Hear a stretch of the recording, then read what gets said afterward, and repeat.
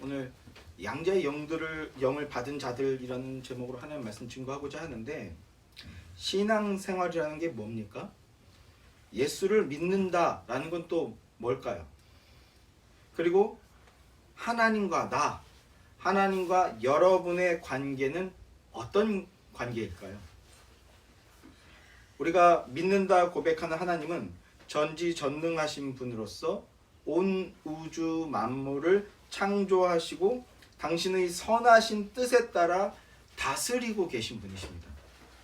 우리는 그런 엄청난 분을 믿는다라고 고백하고 구주라고 고백하고 지금 이 순간에도 경배를 올려드리고 있는 겁니다.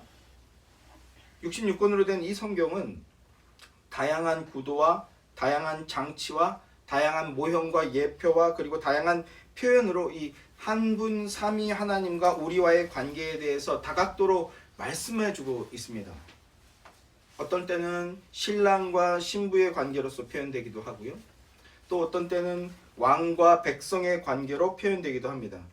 그리고 우리가 너무 익숙해서 조금 그 의미가 퇴색되어지지 않았을까 할 정도로 중요한 가장 핵심적인 표현이라고 할 수 있죠.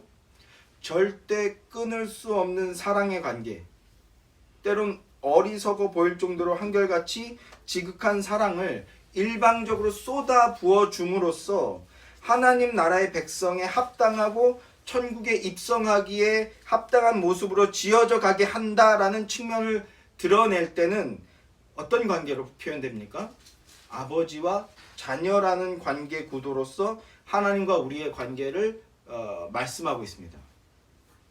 많은 순간 우리는 우리 자신을 하나님의 자녀다라고 인식하며 고백하는데, 우리가 그런데 너무나 쉽게 그냥 습관적으로 하나님을 아버지라고 부르고 있는 것은 아닌지 다시 한번 돌아볼 필요가 있을 것 같습니다. 그런데 그런 고백이 과연 어떻게 가능한 것인가? 그리고 그 고백의 의미가 무엇이고 나아가 그 고백의 의무는 또한 무엇인가? 이러한 내용들에 대해 논리적으로 변증해 주는 것이 바로 오늘 본문인 로마서의 말씀입니다. 사도 바울은 로마서를 통해 그리스도인이란 하나님의 가족이다라는 사상을 전파합니다. 그리스도인을 하나님의 자녀다라는 표현으로 말씀합니다. 특별히 양자다, 양자로 입양되었다라는 정교한 표현으로서 하나님의 자녀됨의 의미와 가치에 대해서 말씀해주고 있습니다. 이 시간에는 그 말씀의 의미, 양자됨의 의미가 무엇인지 살펴보도록 할 것입니다. 그리고 나아가 하나님을 믿는 자, 예수 그리스도를 믿는 자, 즉 그리스도인이란 어떤 존재인지, 어떤 신앙생활을 해야 되는 것인지 함께 상고해 보도록 하겠습니다. 본문 15절 16절 말씀입니다. 제가 읽어드릴 테니까 눈으로 다시 한번 쫓아오시기 바랍니다. 너희는 다시 무서워하는 종의 영을 받지 아니하고 양자의 영을 받았으므로 우리가 아빠 아버지라고 부르짖느니라. 성령이 친히 우리의 영과 더불어 우리가 하나님의 자녀인 것을 증언하시나니, 이렇게 말씀하고 있죠. 사도 바울이 그리스도인이란 하나님을 아빠, 우리랑 음가가 똑같아요. 아빠, 아버지라고 부를 수 있는 존재다라고 말씀하고 있어요. 성도 여러분, 이게 너무나 놀라운 말씀 아닙니까? 그런데 우리가 앞서도 말씀드렸듯이 이 말에, 이런 표현에 너무나 익숙하게 길들여진 나머지 이것이 얼마나 놀랍고 얼마나 복되고 얼마나 은혜로운 말씀인지 그 의미와 가치를 많은 순간 망각하고 있지 않은가, 이렇게 되새겨볼 필요가 있다라는 겁니다.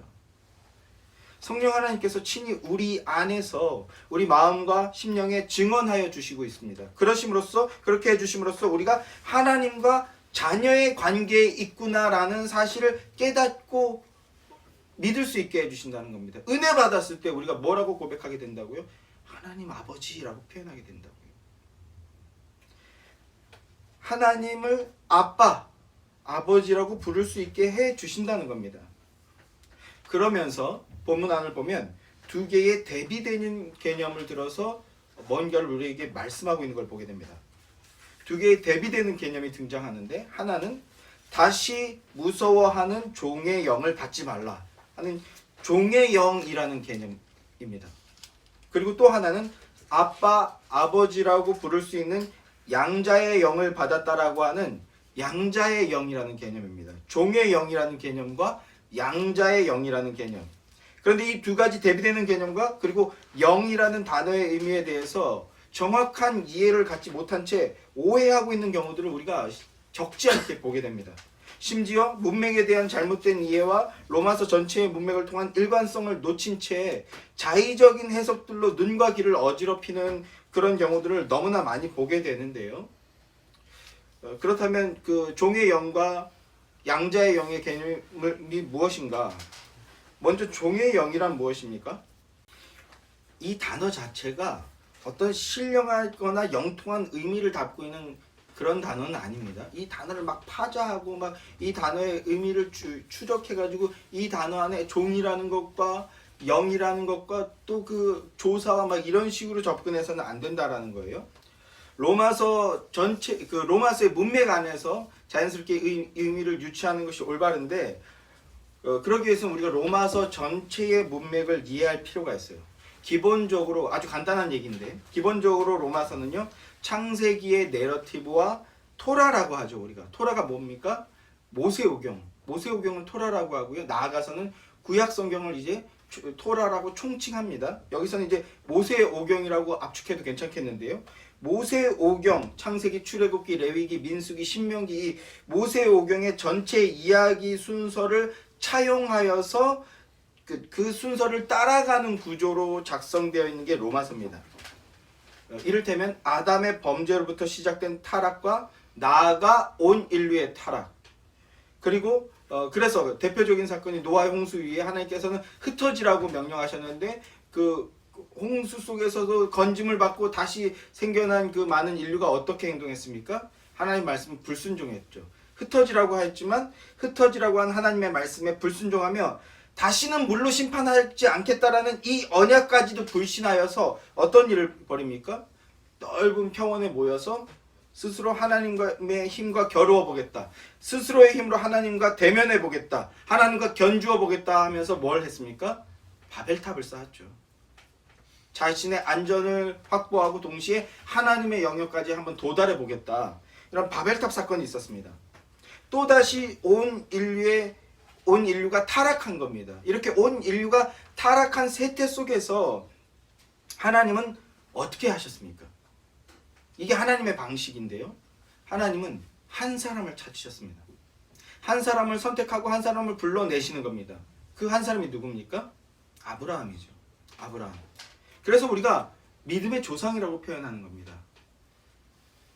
아브라함 한 사람을 찾고 부르셨어요. 그리고 그 아브라함과 언약을 맺으시는 것을 통해서 다시 한번 일하신다. 새로운 일을 시작하신다는 것을 보여주시는 것이 창세기의 내러티브입니다. 그렇게 아브라함을 찾아서 부르시고 만나셔서 아브라함과 언약을 맺으신 걸 우리가 이제 아브라함 언약이라고 말씀하죠. 지난 시간에도 한번 말씀을 드렸는데 아브라함 언약의 핵심이 있습니다. 핵심적인 두 가지 무엇입니까? 첫째는 땅을 주겠다. 본토 친척 아비의 집을 떠나라. 내가 너에게 땅을 주겠다고 한 땅입니다. 또 두 번째는 무엇입니까? 후손을 주겠다. 자녀가 없는 아브라함에게 후손을 주겠다 이렇게 약속하셨습니다. 땅을 주겠다, 자손을 주겠다. 이 말씀에 순종하여서 그 땅을 향해 가는 것, 그것이 아브라함 가문의 유업이었다고. 자, 그런데 아브라함 가문은 어디까지가 아브라함 가문입니까? 이걸 고민해 보시라고요. 또 아브라함 한 사람부터 시작되지만 많은 자손으로 이어지게 되고 그래서 종래에 모든 사람이 복받게 된다. 이 자손에 대한 복. 아브라함이 이스라엘로 발전하게 되죠. 그런데 그 이스라엘은 결국 어떤 처지에 놓이게 됩니까? 창세기 안에서요.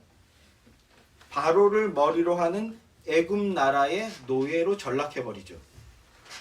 이 이스라엘이 노예로 전락해버린 이 이스라엘이 어린 양의 피를 통해서 출애굽하게 됩니다. 어린 양의 피를 통해서 출애굽하게 되어서 홍해를 건너고 약속의 땅으로 가게 되는 것. 이 스토리에 대해서 우리가 좀 더 이해를 가질 필요가 있는데 홍해는 무엇을 상징합니까? 고린도전서 10장 1절 2절 말씀에 보면 뭐라고 얘기하죠? 홍해를 건너는 것은 세례를 받은 것이다. 로마서 안에서도 그 내용을 가지고 변증해 주고 있는데요. 이걸 또 소상하게 다 설명하면 너무나 길어지더라고요. 그래서 오늘은 일단은 간단하게 넘어갑니다. 출애굽하여서 홍해를 건너고 이제 과거와 분리되는 겁니다. 죄되었던 과거와 분리되는 겁니다. 끊어지는 거예요. 그런 상태에서 약속의 땅으로 가게 되는 거예요. 그렇게 됨으로써 포로라는 신분에서 자유자의 신분이 되는 것. 그것이 모세오경의 스토리입니다. 로마서는 이 아담의 타락과 이스라엘의 출애굽이라는 모세오경의 이야기를 따라 서술하면서 그것이 바로 예수 그리스도를 통한 진정한 출애굽, 영적 출애굽을 의미하고 있는 것이었다라는 것을 밝히 보여주는 거예요. 영적 출애굽이란 노예의 신세, 노예로서 속박되어 있던 죄의 종로를 타고 있던 인생을 자유자, 심지어 하나님의 자녀가 되게 된 것이다라는 것을 밝히 보여주고 있다라는 겁니다. 자, 이 전체적인 맥락을 좀 기억하시기 바랍니다. 그러면 종의 영이란 무엇인가? 이 얘기를 하려고 지금 간단하게 이제 모세오경에 대한 이야기를 말씀을 드렸는데요. 종의 영이란 무엇인가? 종의 영이란 속박되어 있는 상태, 노예 신분의 상태를 말하는 거예요. 뭔가에 매여 있고 두려움에 전전긍긍하는 인생. 그렇다고 해서 노예 신분의 상태가 되게 하는 그런 영이 따로 있다라는 의미는 아니에요. 이렇게 오해하는 분들이 있어요. 종의 영이라는 영이 있어서 성령과 대비되는 어떤 악한 영, 종이 되게 하는 영이 있다라고 하는데 그런 의미는 아니에요. 양자의 영이라는 이 표현에 대비되는 개념으로서 그 문맥 안에서 자연스럽게 그런 어휘를 사용한 것이지 그렇게 만드는 영이 따로 있다라는 게 아닙니다. 하나님 말씀을 불신하고 하나님께 불순종하면 그게 종의 영의 상태인 거예요. 자, 그러면 종의 영의 상태라는 게 과연 어떤 상태인가? 우리가 이것을 말씀으로 인지하고 이해하고 그렇게 분별하는 것이 필요한데 종의 영이란 율법의 메인 상태입니다. 죄의 메인 상태고 또 다른 표현으로 하면 죄에게 종노릇하는 상태다라는 겁니다. 이걸 종의 영이라는 표현으로 표현하는 거예요. 자, 율법의 메인 상태라는 것은요. 어떤 상태입니까? 율법의 본질이 무엇인지 모른 채 그저 맹목적으로 율법을 열심히 행하는 상태라는 겁니다. 이걸 좀 더 풀어서 표현해 볼까요? 예수 믿는 게 정확히 뭔지 모르는 상태에서 그저 교회 생활만 열심히 하는 거라고요. 이 말씀은 불신자들 향하고 있는 말씀이 아니에요. 성경의 모든 말씀이 그렇지만 로마서 말씀은 교회를 향해서 하고 있는 말씀입니다. 교회 안에서 신앙생활이라는 것, 교회 생활이라는 걸 열심히 하는데 그 의미가 뭐고 본질이 뭐고 그것이 어디에서부터 오며 어디로 가야 되는 것인지를 모른 채 하나님의 사랑을 모른 채 그냥 활동만 열심히 하는 것. 그게 뭐라고요? 율법의 메인 상태고 종의 영의 상태라는 겁니다. 제가 이제 그걸 성경으로 좀 이렇게 잘 한번 변증을 해보려고 하는데요. 율법을 주신 하나님이 누구신지, 성경의 하나님과 그리고 하나님의 마음이 무엇인지, 하나님의 마음이 무엇을 요구하고 있는 것인지 전혀 이해하지 못하고 관심도 없는 상태. 이게 종의 영의 상태라고요. 율법의 메인 상태가 되어서 교회 생활이나 종교 활동을 열심히 하는 것, 이게 사단의 종, 사단의 노예가 된 상태입니다. 이렇게 율법의 메인 상태가 되어서 사단의 종노릇을 엄청나게 열심히 했던 그런 대표적인 인물이 있습니다. 두 인물을 살펴볼 것인데 첫 번째는 바로 우리가 사도 바울이라고 하는 사울입니다. 사울. 바로 로마서를 쓴 사도 바울 자신이 바로 그런 존재였습니다. 그렇기 때문에 더 날카롭게 이 말을 선포할 수 있었다라고 저는 생각하는데요. 사도행전 22장 3절 말씀을 보면요. 제가 읽어드릴게요. 나는 유대인으로 길리기아 다소에서 났고 이 성에서 자라. 자신의 출신 신분이 녹록치 않다라는 걸 지금 나타내 보여주고 있는 거예요. 가말리엘의 문화에서 우리 조상들의 율법의 엄한 교훈을 받았고 오늘 너희 모든 사람처럼 하나님께 대하여 열심히 있는 자라. 열심히 그 누구보다 특심했던 사람이죠. 내가 이 돌을 박해하여 사람을 죽이기까지 하고 남녀를 결박하여 옥에 넘겼노니 이렇게 말합니다. 가말리엘 문화에서 아주 최고 우수한 그런 그 신학 학교에 있었다라는 거예요. 그 신학 학교에서 율법의 엄한 교훈을 받았다. 최우수 신학교에 가서 최고로 그 높은 수준의 엘리트 수준의 그 신학 교육을 받았다는 그런 말씀입니다. 유대교인이죠.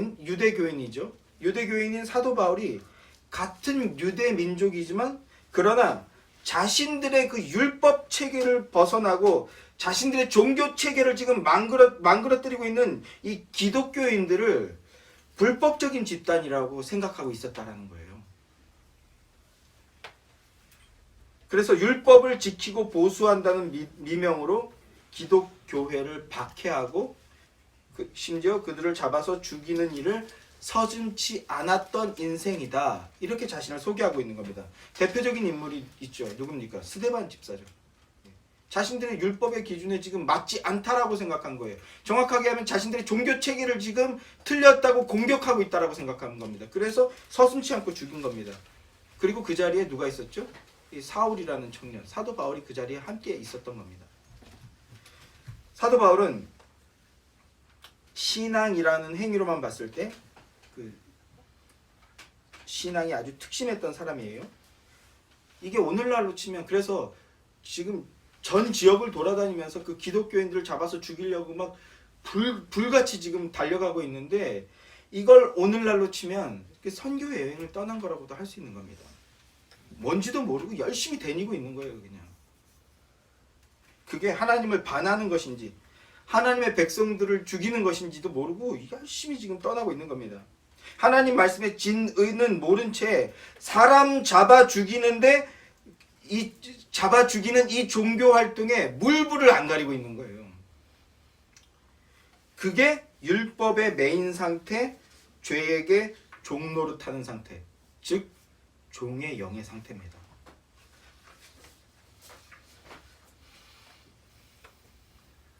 그러면 하나님이 주신 율법의 본질, 참 뜻이 뭡니까? 이 계명의 참 의미가 뭡니까? 우리 예수의 교회는요 매 주일마다 이걸 고백하고 있죠. 자, 마태복음 22장 37절부터 40절 말씀입니다. 예수께서 이르시되 내 마음을 다하고 목숨을 다하고 뜻을 다하여 주 너의 하나님을 사랑하라 하셨으니 이것이 크고 첫째 되는 계명이요 둘째도 그와 같으니 내 이웃을 내 자신같이 사랑하라 하셨으니 이 두 계명이 온 율법과 선지자의 강령이니라. 계명의 참 뜻이 뭐라고요? 하나님을 사랑하라라는 것입니다. 또한 동시에 동일한 그 가치로서 하나님을 사랑하는 것처럼 내 이웃을 사랑하라라는 것입니다. 이것이 율법의 의미이고 율법의 본질이라고요. 또 로마서 13장 10절 말씀입니다. 제가 읽어드릴게요. 사랑은 이웃에게 악을 행하지 아니하나니 그러므로 사랑은 율법의 완성이니라. 사랑은 율법의 완성이니라. 율법은 하나님의 사랑을 알고 그 사랑으로서 행하는 거라는 거예요. 때로는 우리 성도들을 향해서 질책과 지적과 그 다음에 신락? 하여튼 질책을 해야 될 때가 있습니다. 옳고 그름을 따지고 정죄해야 될 때도 있습니다. 그런데 그것이 사랑에서 기인한 것이냐 아니면 내 의에서 기인한 것이냐. 내 의에서 기인한 것이라면 그것은 율법의 본질에서 벗어난 것이고요. 그 율법의 그 본질에서 벗어난 그런 질책은요 어떻게 합니까? 죽인다는 겁니다. 사랑. 율법적인 의를 행하는데 그 의를 행할 때조차도 왜 해야 되냐? 살리기 위해서 해야 된다는 겁니다. 그게 바로 사랑이라는 겁니다. 오늘 말씀에서는 좀 멀어지지만 그 사랑은 어떤 모습으로 제일 많이 드러납니까? 정말 사랑할 때. 이 한편에서는 죽어가고 있고 한편에서는 그를 살려야 되는데 그 죽어가는 자를 살리기 위해서 복음서 전체를 통해서 보여주고 있는 것이죠. 사랑의 모습 중에 어떤 모습이 가장 많이 드러납니까? 사랑은 사랑해 보신 분들은 알죠. 사랑은 오래 참고. 우리 하나님께서는요, 여러분을 사랑하십니다. 그래서 어떻게 하십니까? 오래 참고 계십니다. 견인하고 계십니다. 그리고 그 안에서 사랑으로서 질책과 권면하고 있습니다. 십계명으로 대표되는 율법은 그저 그것을 문자 그대로 열심히 지켜서 하나님 주시기로 한 약속들, 복들을 획득해내라고 주신 게 아닙니다. 이 계명 열심히 지켜서 계명 지키면 주기로 한 복을 내가 획득해내겠다 이렇게 하라고 준 게 아니라는 겁니다. 그렇게 생각해서 율법을 열심히 지키고 그런 마음에서 종교 활동을 열심히 하는 것, 그게 뭐라고요? 종의 영이라고요. 사단의 종노릇 하는 거라고요.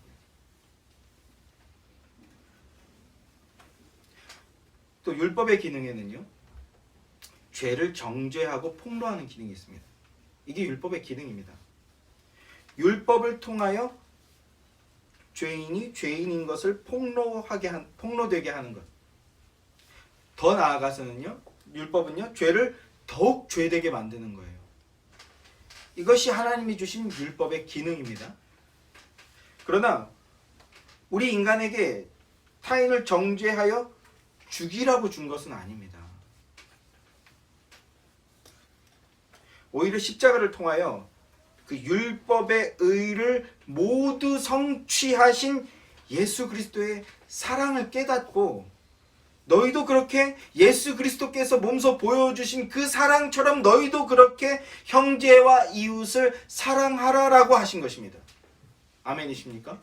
이 시간 좌우 계신 분들에게 다시 한번 그 사랑 안에서 우리가 매주 그 고백을 하는, 괜히 고백하는 게 아니거든요. 그런 육신적인 사랑이 아니에요. 십자가의 사랑입니다. 그 내용을 담아서 좌우에 계신 분들하고 사랑합니다라고 한번 또 인사 나눠보시죠. 십자가의 사랑입니다. 그것이 율법의 사랑입니다.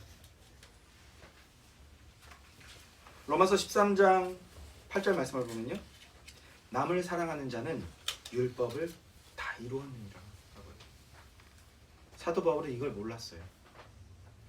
그저 자기들의 율법 체계에 반하는 소리를 하면 그 당시는 실제로 죽인 거예요. 실제로 돌로 때려 죽인 겁니다.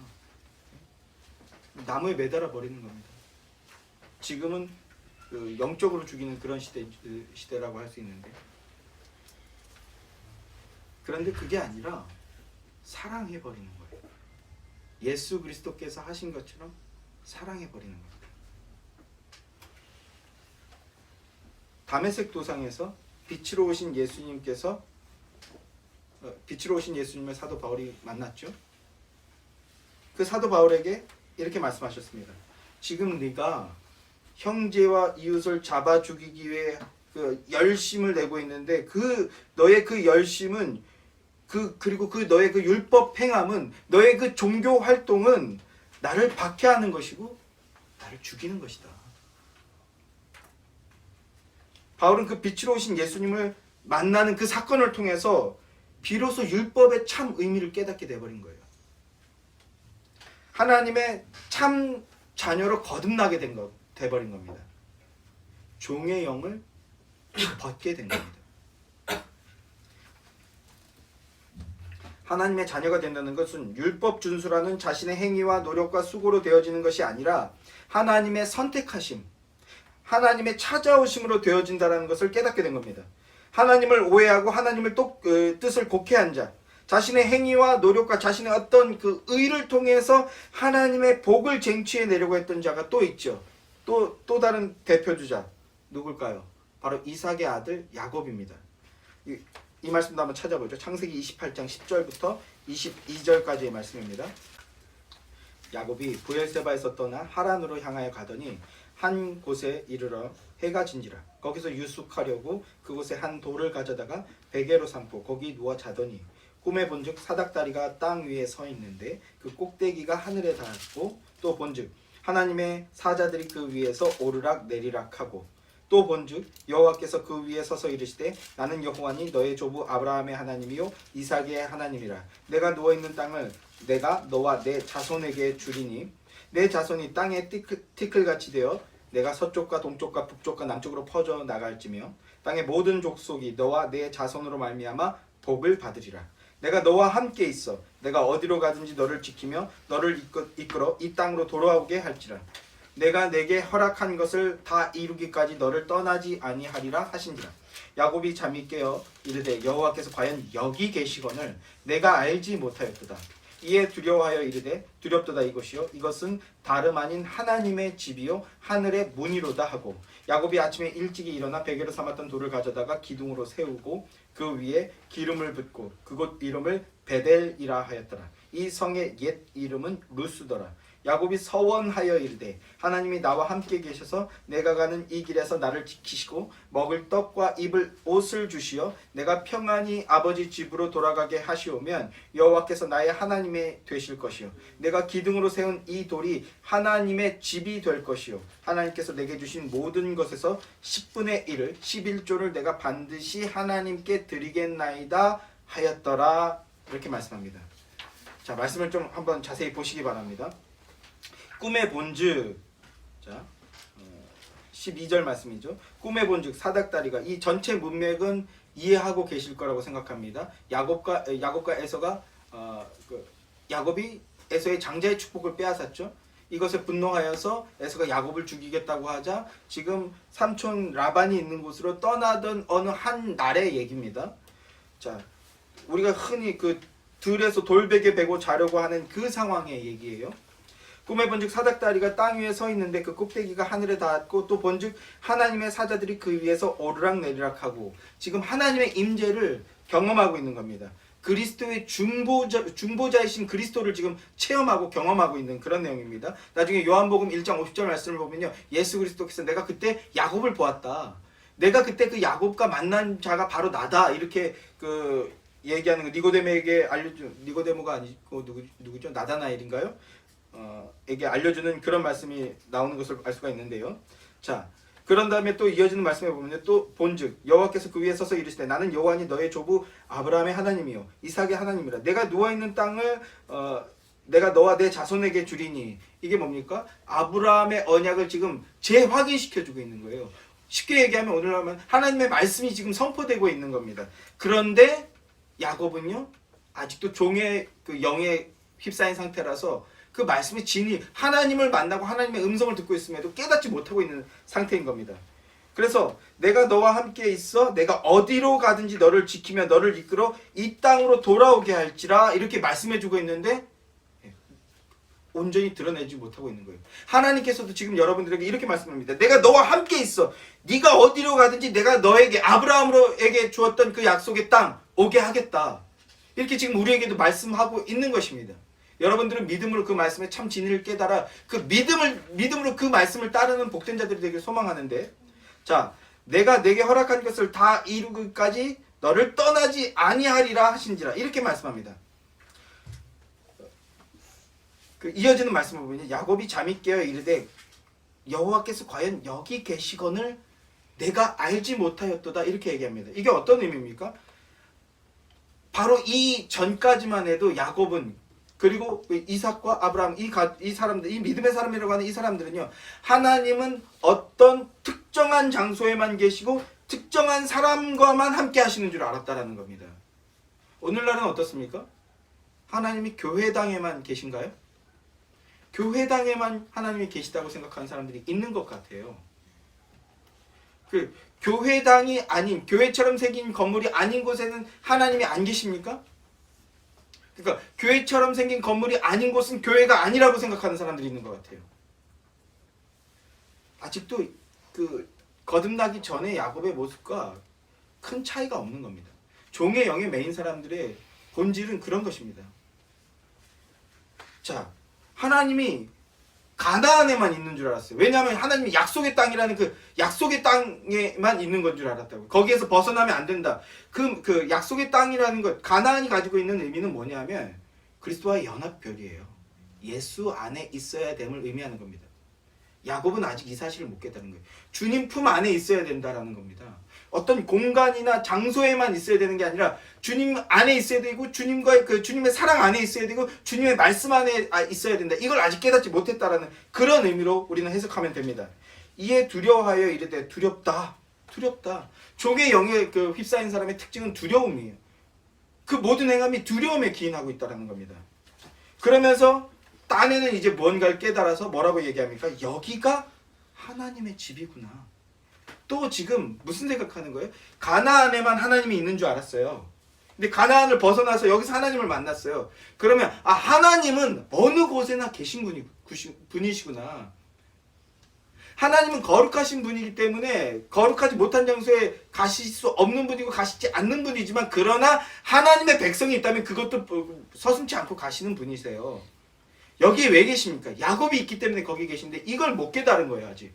그래서 가나안에만 있는 줄 알았는데 여기도 있어. 여기도 그러면 특별한 장소구나. 이렇게 생각하고 있는 거예요.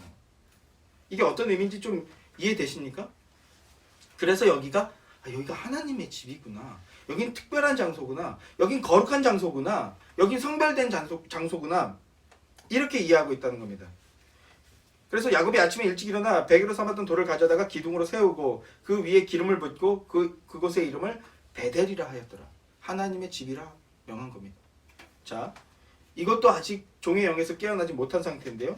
그런데 더 이제 과간인 것. 종의 영의 상태에 있는 자들의 신앙의 행태가 이제 드러났는데 야곱이 서원하여 이르되 하나님이 나와 함께 계셔서 내가 가는 이 길에서 나를 지키시고 나에게 먹을 떡과 입을 옷을 주시어서 내가 평안히 아버지 집으로 돌아오게 하시면 그러면 어떻게 된다?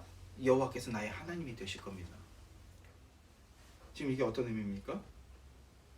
야곱은 지금 하나님의 임재를 경험하고 있는 중이에요. 그래서 하나님께서 내가 너와 함께 할 거다.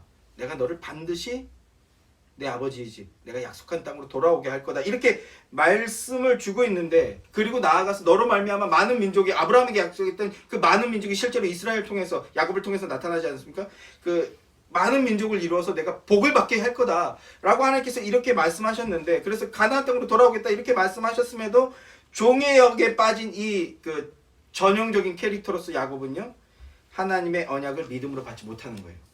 하나님의 말씀을 믿음으로 받지 못하고 오히려 자신의 계산과 판단과 방법으로 하나님께 딜을 걸고 있는 겁니다. 하나님 있는 건 인정해요. 근데 하나님께서 나를 지켜주시면 그리고 하나님께서 내게 먹을 것을 주고 입을 옷을 주시면 내 의식주를 해결해 주시면 내 삶을 해결해 주시면 그러면 당신이 내 하나님이 될 수 있어요. 이렇게 얘기하고 있는 거라고요. 신앙생활 한다고 하면서도 이런 종의 영의 모습을 우리가 많이 발견할 수 있지 않습니까? 하나님이 나를 지켜주시고 나를 도와주시고 내 기도를 응답해 주시면 그러면 내가 뭐 하겠다? 11조 바치겠습니다. 지금 하나님한테 딜을 걸고 있는 겁니다. 이걸 뭐라고 합니까? 종의 영이다. 종의 영. 내 마음에 맞게 나를 만들어주고 내가 한 기도의 제목들 응답해주면 그러면 당신은 내 하나님 될 수 있어. 그러면 그때 내가 11조 할 거야. 이건 거짓 믿음이고요. 이건 종의 영입니다. 자녀의 영이 아닙니다. 야곱은 하나님의 약속의 자녀예요. 이미 뱃속에서 내가 너를 성별하였다라고 이미 선언이 되었습니다. 그런데 자기의 힘과 노력으로 하나님을 쟁취해내겠다라는 거예요. 야곱은 하나님이 누구신지, 어떤 분이신지, 무엇을 요구하고 계신지, 무엇을 이루어 주실 수 있는 분인지, 그리고 그것을 이루어 주겠다고 어떻게 약속하고 계신지 전혀 듣지 못하고 믿지 못하고 있는 겁니다. 이게 바로 종의 영이라고요.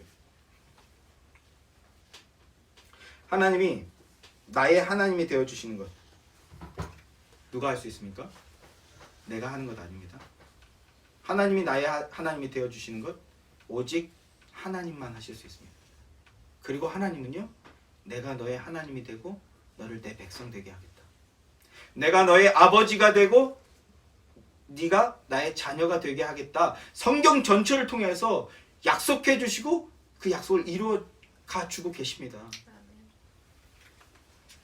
그것이 바로 아브라함 언약이고 그 아브라함의 언약이 계속해서 확장되어서 이루어지고 있는 것이라고요. 내 전인격이 바로 주님의 집입니다. 성전입니다. 하나님이 야곱을 성전으로 지으신 것입니다.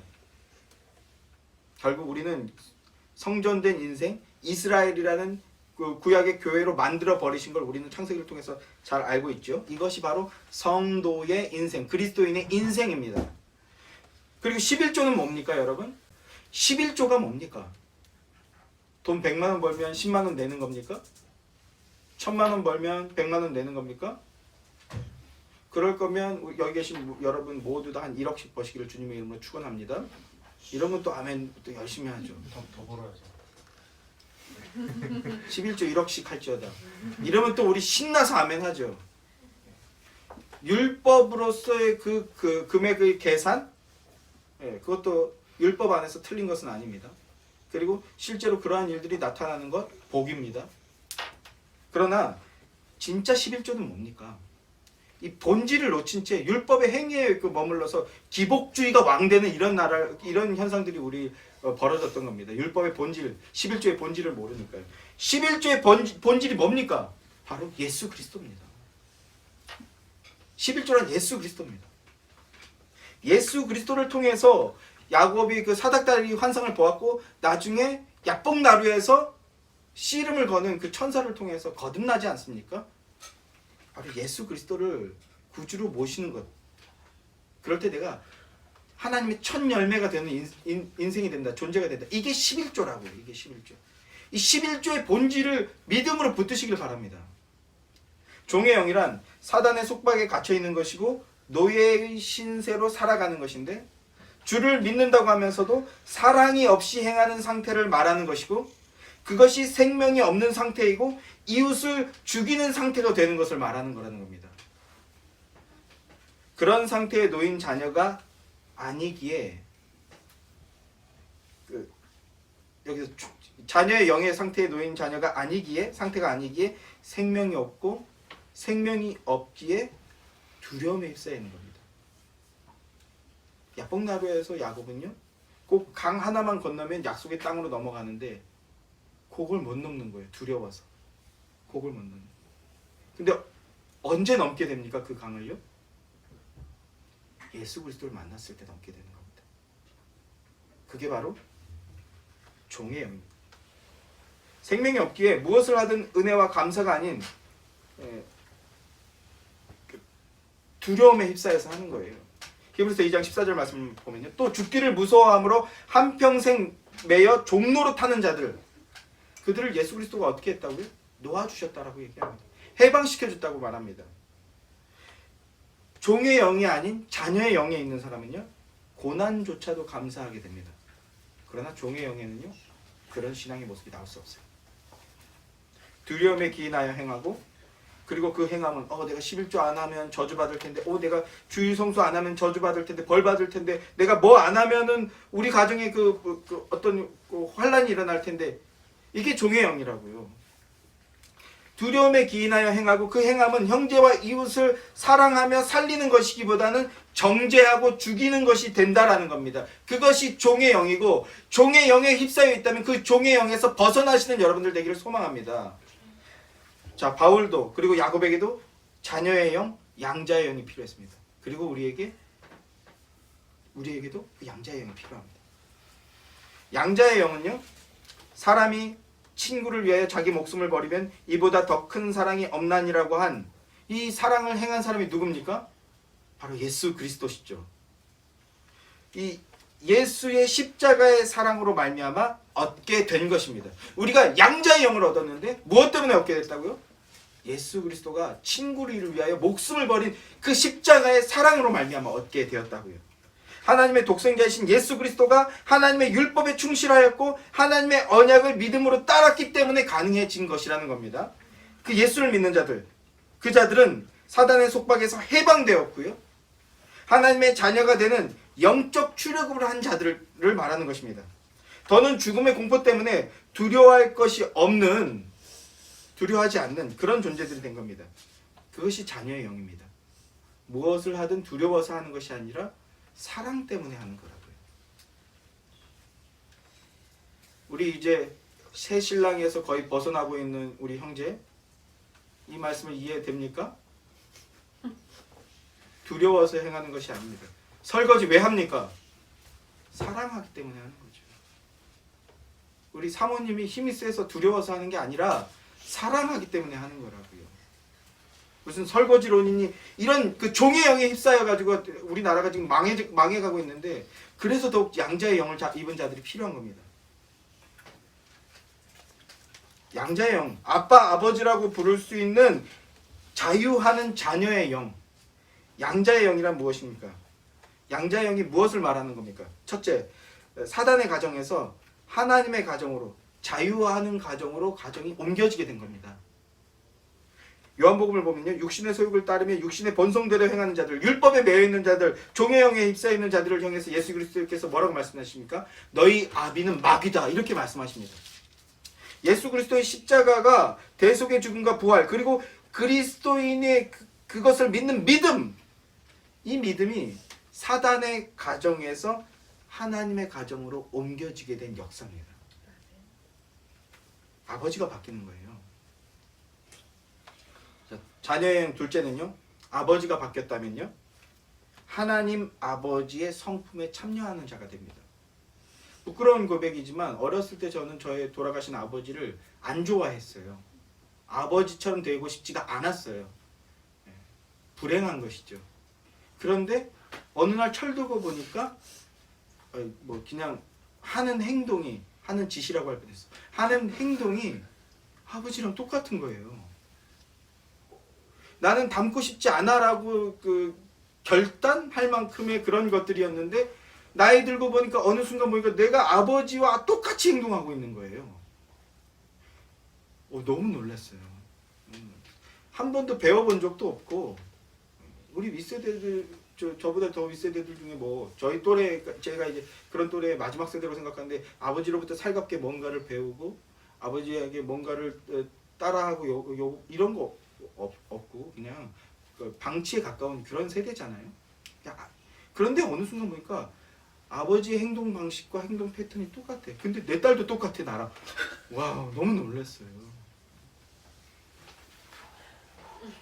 부끄러운 고백이지만 저희 가정에 가정폭력이 있었다고 말씀을 드렸죠.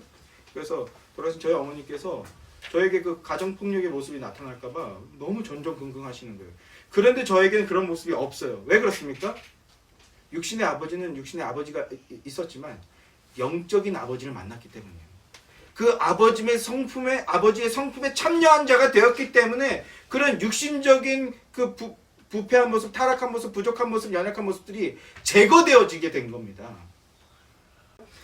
자녀의 영을 입은 자라는 것은요, 하나님의 성품에 참여하는 자가 됩니다.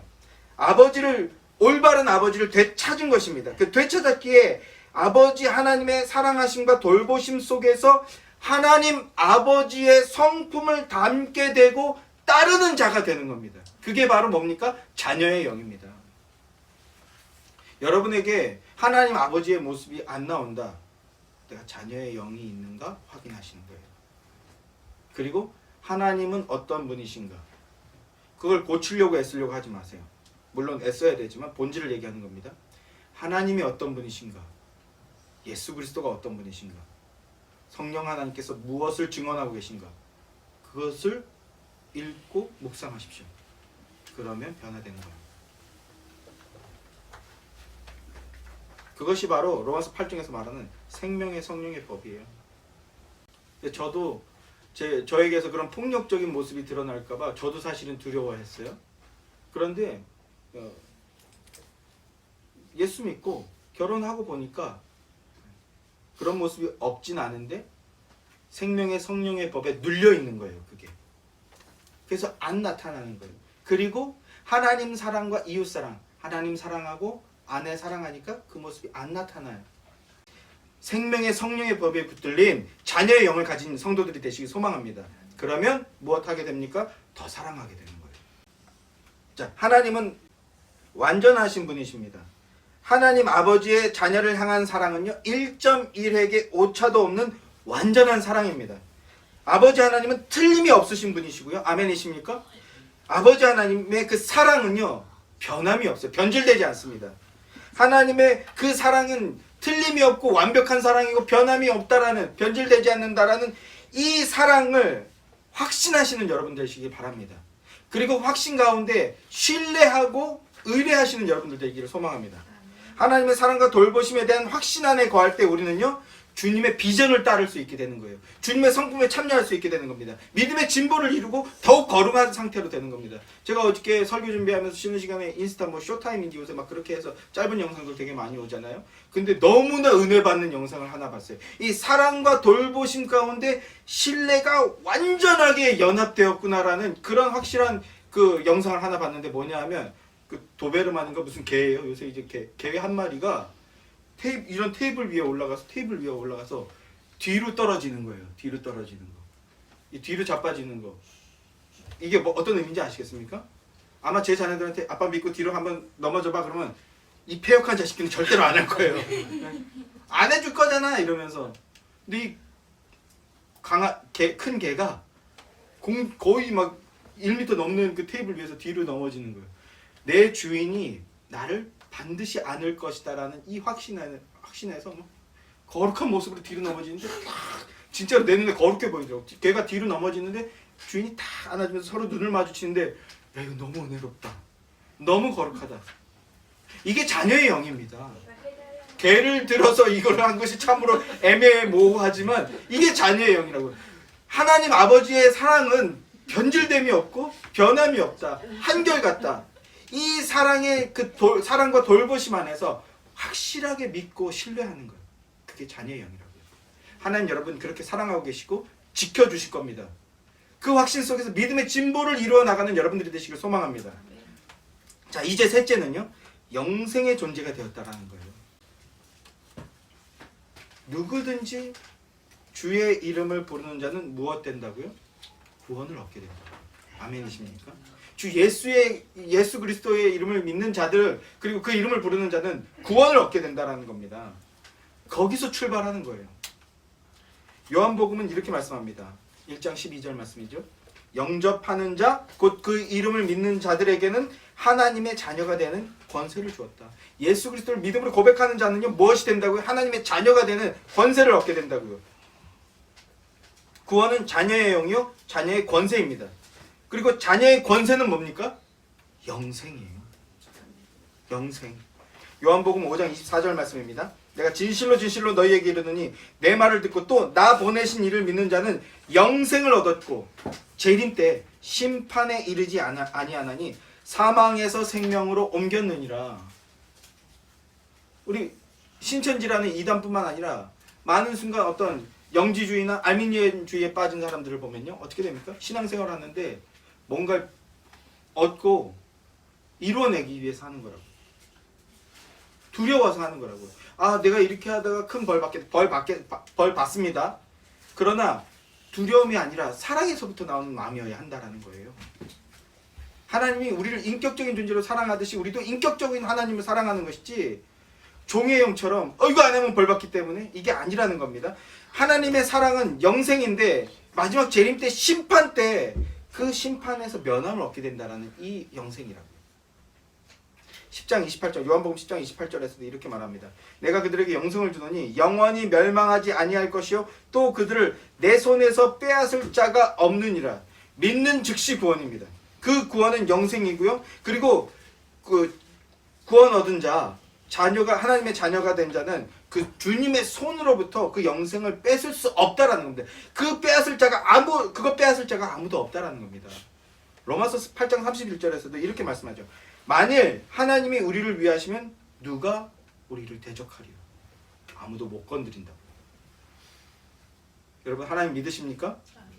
하나님의 자녀라는 것을 믿으십니까? 그러면요 여러분을 아무도 못 건드려요. 아무도 못 건드립니다. 하나님 아버지의 손에 붙들린 자, 하나님 아버지 안에 있는 자, 그 자는 아무도 못 건드린다는 사실, 못 건드린다는 겁니다. 그러니 하나님의 그 신뢰 속에서 쉼을 누리십시오. 두려워 근심하기보다는 쉼을 얻고 안식을 누리고 평안을 누리는 여러분들 되기 소망합니다. 하나님 아버지 안에 참된 안식과 평화가 있습니다. 자녀의 영은 그것을 누릴 수가 있습니다. 마지막 네 번째는요, 상속자가 된다는 것입니다. 자녀의 영이라고 하지 않고 양자의 영이라고 했어요. 자, 다시 한번 본문으로 돌아가시 바랍니다. 하나님의 영을 그 자녀의 영이라고 표현하지 않고 양자의 영이라고 말씀하고 있는데, 양자의 영이라는 표현을 굳이 들어 쓴 이유가 바로 여기에 있습니다. 로마서 오늘 본문 8장 17절 말씀입니다. 자녀이면 또한 상속자, 곧 하나님의 상속자요, 그리스도와 함께한 상속자니 우리가 그와 함께 영광을 받기 위하여 고난도 함께 받아야 할 것이니라. 하나님께서 우리를 자녀로 삼으시는데 친자가 아닌 양자로 삼으셨대요. 이거 차별하는 겁니까? 그런 게 아니에요.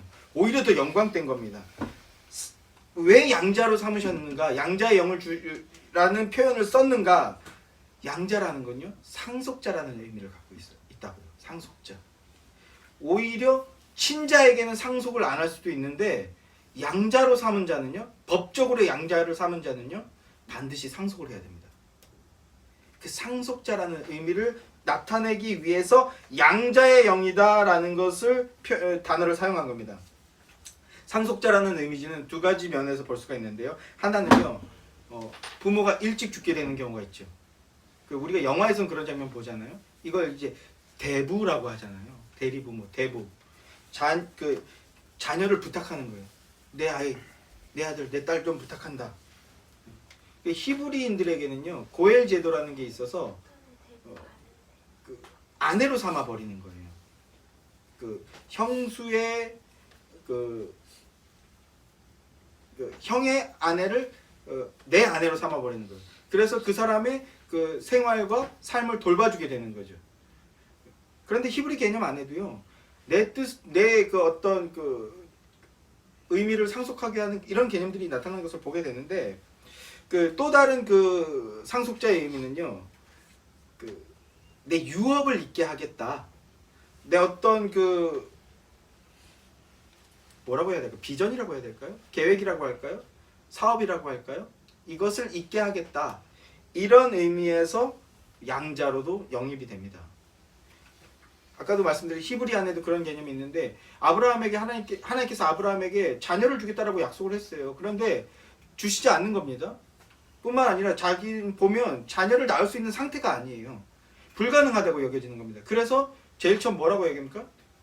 우리 집에 있는 일꾼 중에 하나 엘리멜렉을 내 자녀를 삼겠다. 차라리 그한테 상속하겠다. 그래서 내 유업을 있게 하겠다라고 했을 때 하나님이 그 방식 아니야. 그거 아니야. 이렇게 말씀하셨잖아요. 이런 게 바로 상속자입니다. 자신의 어떤 유업, 대업을 있게 하기 위해서 자녀로 양자로 입적하는 것. 이게 이제 고대 그리스나 로마의 보편적인 문화였어요. 가장 대표적인 예가 있는데, 율리우스 카이사르. 율리우스 카이사르가 옥타비아누스라는 청년을 양자로 입적하죠. 율리우스 카이사르가 어떤 인물입니까? 로마라는 나라가 삼두 정치, 공화정과 비슷한 건데, 공화제 정치에 비슷한 건데, 세 명의 대표자가 함께 정치에 나가는 거예요. 그런데 그렇게 해서 이 삼두 정치를 통해서 제국을 점점 건설해 나가는 거예요. 그러다가 율리우스 카이사르가 이제 어떤 오늘날로 하면 통령의 역할을 하게 되면서 제국이 너무나 커져 버린 겁니다. 이 삼두 정치로는 더 이상 이 어마어마한 땅을 가진 나라를 통치할 수 없다라는 것을 율리우스 카이사르가 깨닫고 이제 제국으로 변화해야 되는구나.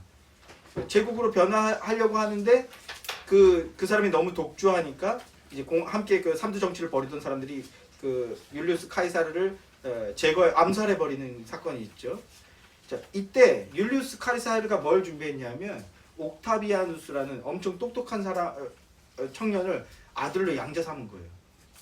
그리고 비록 율리우스 카이사르는 자기가 황제가 되진 못했지만 이 아들에게 그 역할을 물려준 겁니다.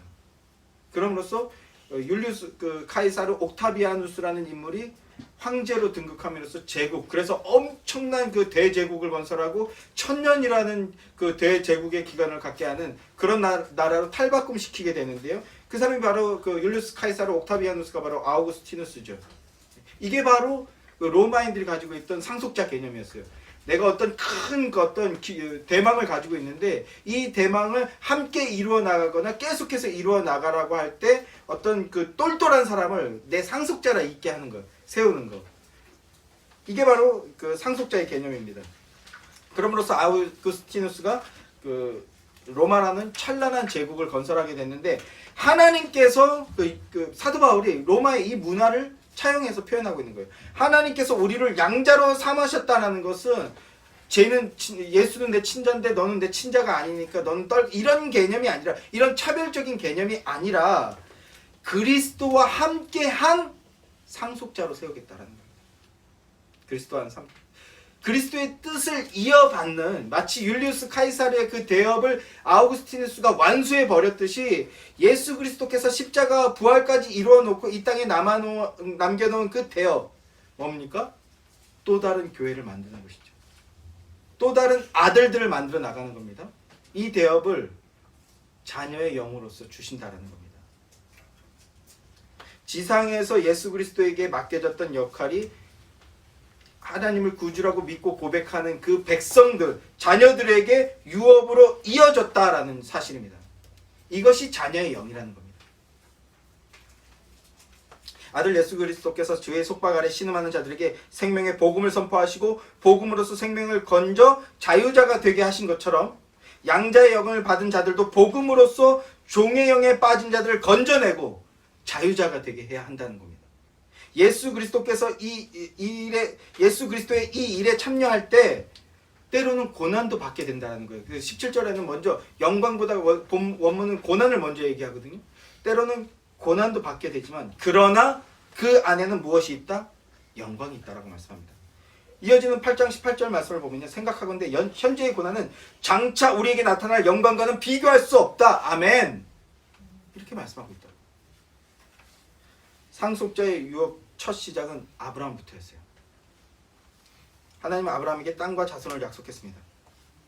1절에도 살폈듯이 그 자손은 누구라고요? 예수 그리스도였다고. 갈라디아 3장 15절 말씀. 그 언약이 성취가 된 겁니다. 상속자에게 주어질 남은 하나가 뭡니까? 이제 땅이죠. 땅과 영생입니다. 아브라함에게 약속되었던 그 땅, 아브라함은 받지 못하고 죽었다고 말씀드렸죠. 그럼 그 땅은 무엇입니까? 가나안 땅 얘기한 게 아니었어요. 이사야서 65장 17절 말씀. 보라, 내가 새 하늘과 새 땅을 창조하나니 이전 것은 기억되거나 마음에 생각나지 아니할 것이다. 새 하늘과 새 땅을 우리에게 줄 것이라고 약속하신 거다. 예수 그리스도께서 재림하실 때 아브라함에게 주셨던 그 언약은 완전히 성취될 것입니다. 그때까지 우리는 믿음으로 인내하고 견뎌 나가야 할 것입니다. 이것이 하나님의 양자로 입적된 이유들입니다. 말씀을 맺겠습니다. 하나님의 뜻과 영광을 위해서 우리를 양자로 삼아주신 그 하나님을 믿고 붙드는 여러분들 되시길 소망합니다. 이 복되고 은혜로운 역사를 위해 십자가를 지시는 순종을 보여주신 예수 그리스도를 더욱 믿고 깊이 사랑하는 복된 그리스도인들이 되시길 소망합니다. 상속자라는 신분을 기억하며 그에 합당한 믿음의 진보를 이루어 나가는 복된 그리스도인들이 되시기를 주님의 이름으로 기원하고 소망하고 축복합니다.